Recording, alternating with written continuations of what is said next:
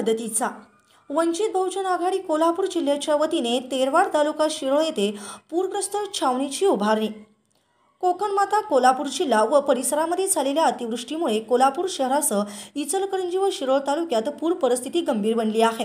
रस्ते महामार्गावर पाणी आल्याने व नागरी वस्तीत पाणी शिरल्याने अनेकांना आपल्या जनावरांसह स्थलांतर करावे लागले आहे।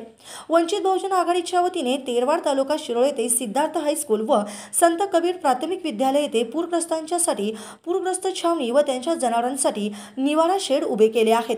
या शेडमध्ये 87 कुटुंबांसह 190 नागरिक छावणीमध्ये व निवारा शेडमध्ये 80 जनावरे आश्रयाला आलेली आहेत। या सर्वांना निवासासह जेवण व आरोग्याच्या सुविधा वंचित बहुजन आघाडीमार्फत मोफत पुरवल्या जात आहेत।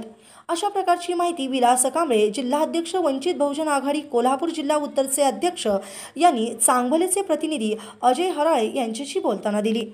यावेळी वंचित बहुजन आघाडी शिरोळ तालुका अध्यक्ष उदय कांबळे, जिल्हा महासचिव महादेव कुंभार, हातकणंगले शहर अध्यक्ष ऋषिकेश कटारे, संतोष कांबळे आदी उपस्थित होते।